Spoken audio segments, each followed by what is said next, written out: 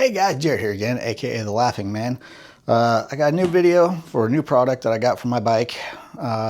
Hopefully to solve a problem/issue that I've had with phone mounts over the years.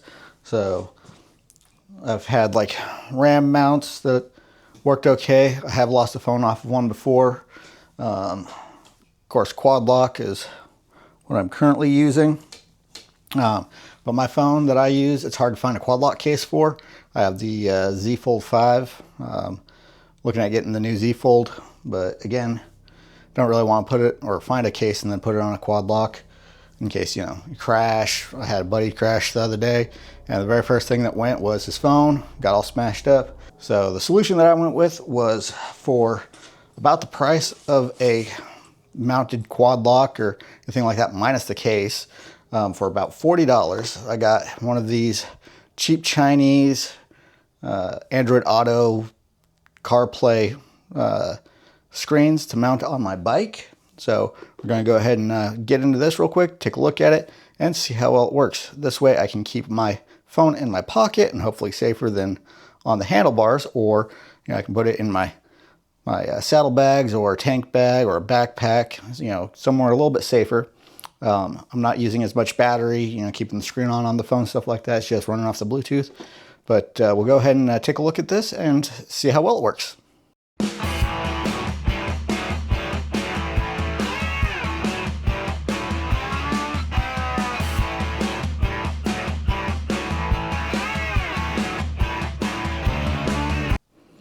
Alright guys, so we're going to go ahead and open it. I haven't actually looked in it yet. There was no wrapping on the box itself. This one here came from AliExpress. It's supposed to be a 5-inch display, and I got it with the TPMS sensor so I can keep track of the tire pressure on the bike. They also have one that had cameras front and rear. Again, this one was like $41 after shipping and everything. So we got 2 boxes here. A cheap little sleeve. First things first, let's take a look at the display. All right, so we got this little guy here. Let's see if we're actually in frame. So it's got a hard mount that just kind of pivots. Back here, looks like you'd be able to take out the plug, but it is screwed in there with 2 screws. And this looks like it's going to be a threaded plug. Hopefully it's got a rubber seal on the other side. But even if not, this is probably going to get tucked up underneath the tank or the fairings. So hopefully this will be out of the weather regardless. But that's about, decent size screen. It's probably about the size that's on my MT10. So if you look at it, so on the MT10, most of the screen is actually just this black piece here. Turn it on. So the screen itself is actually quite small. So I'd say this screen is probably going to be bigger than the one that's on the MT10. So, and the plan is to mount it right here on this bar. So we'll keep it out of the way so I can still use both screens. Let's see what we get with our mounting equipment here. All right, so here are the TPMS sensors. So these will just thread onto the valve stems. Here is if you have a USB port open, you can just plug directly into the USB. It'll take power from the USB. Set that there. This is the one I'm going to be using. I'm going to wire it into the accessories fuse. At least I'm going to try to. It comes with a bunch of these little zip ties. I dropped one on the ground. All right, so this has these to go into the battery terminals. I'm probably just going to cut these off and put it into the fuse box itself.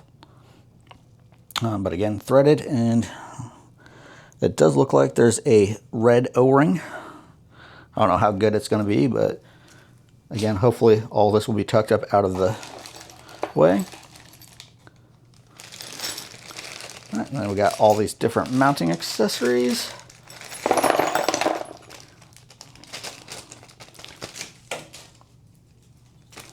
Tried so hard to keep those in there. All right, so the big question is going to be, is this going to be big enough to fit on my handlebars? All right, so this is going to be kind of a weird, mount. So this piece clips on the handlebars. This is going to go on here. And then this will bolt on like that. So it'll set a little bit further than what they could have gotten away with if they just like, I don't know. I feel like there's a better way to do it. But regardless, we'll go ahead and next test to see if this powers on before we get too far. All right, so right now I've just got the two leads just kind of shoved down onto the battery terminals, not secured. Like I said, I'm going to try to put it in on the fuse box. But we're going to take this, run off the direct power real quick, just to make sure that everything's working. Of course, I would set it down upside down. All right.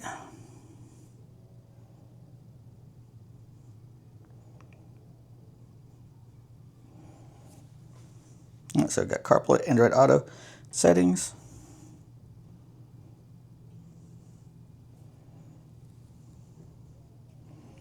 All right, so it turns on at least. So that's good. So let's go ahead and get this wired up. All right, guys, so got this figured out a little bit here. So normally I would go into the accessories fuse. This one doesn't have one that would be considered a normal accessories. There is a terminal fuse which controls the 12-volt cigarette lighter that's on the bike up at the steering column. But instead of that one, I decided to go with the signal, which is what controls like the display on the bike. So I just tapped directly into that one, which is this one right here. So I went ahead and just stripped that back the wire a little bit and put it down into the thing. In the future, I will get a actual fuse tap, which plugs into there and just gives you a little spot to tap into. But for right now, we're just gonna put that down, hold it in place with that. It's got a really snug connection down there with the fuse. I now have it plugged up. Negative goes to the negative on the battery just to give you that solid ground connection that's not going to fail. So now when you turn on the bike, the display turns on.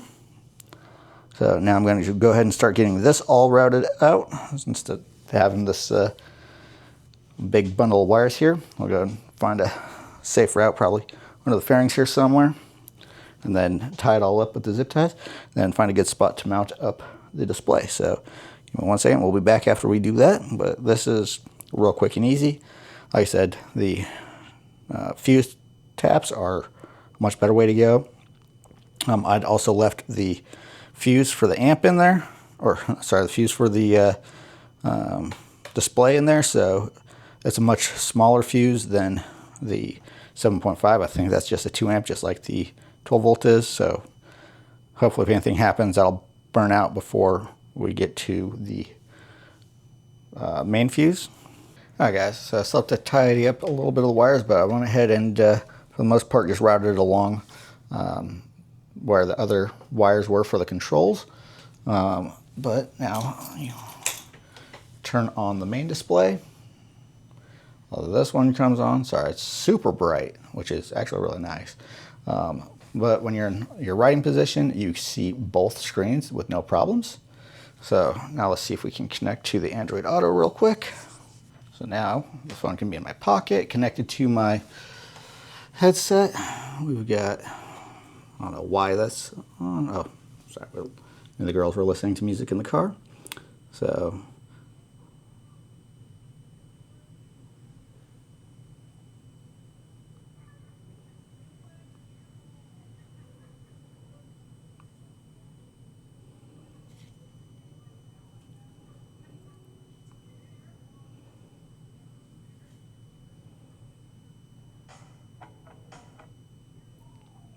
all right, so we don't get copyright struck.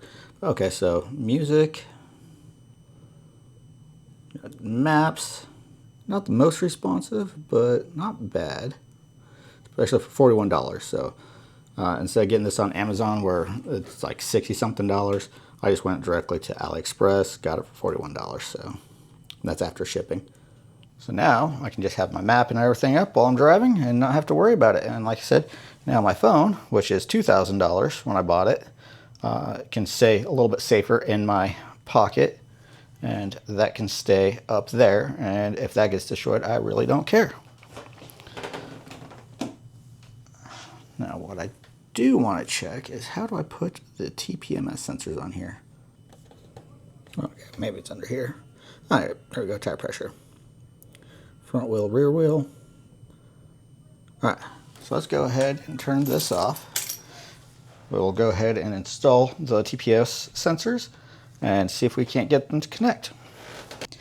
All right, so let's see if I can get this. So the sensors themselves have an A, which is front wheel, and a B for back wheel. And there's those little jam nuts right here that you're going to thread on first, I believe, and then thread down into it. So, all right. Now that we got those on, let's see how we actually connect them. So it's got CarPlay for Apple and Android Auto. All right, I guess when we take the bike out for its next test drive, hopefully we'll see if it actually connects to the tire pressure sensors. I'm thinking they actually have to rotate to activate.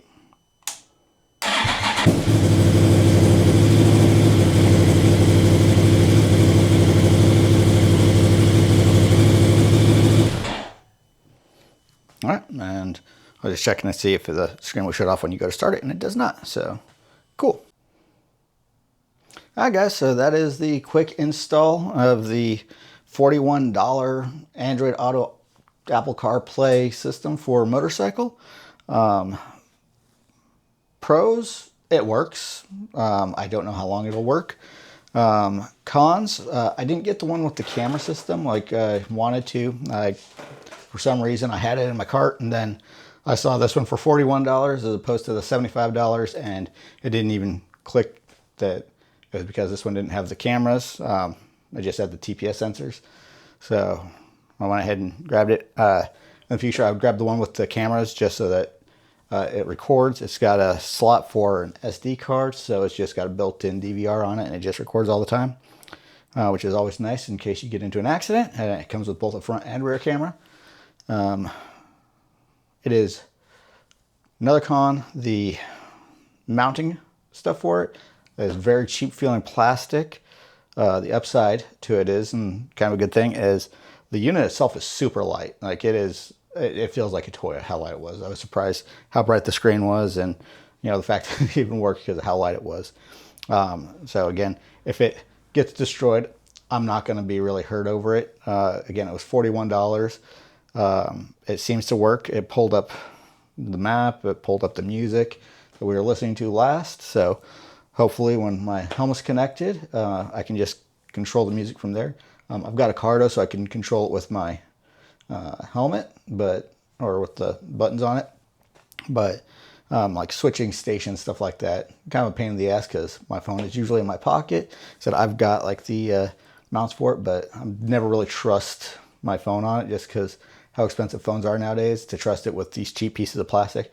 I prefer to keep it either in my saddlebag or in my pocket, or the tank bag when I got the tank bag on it. Pros, it was super easy to set up. I mean, I think I was out here for maybe 15-20 minutes, and most of that was trying to figure out what I wanted to do. But yeah, it was very easy to set up. Again, I would use the actual taps as opposed to plugging it in like I did. I will fix that in the future. Again, use the safety fuses that it comes with.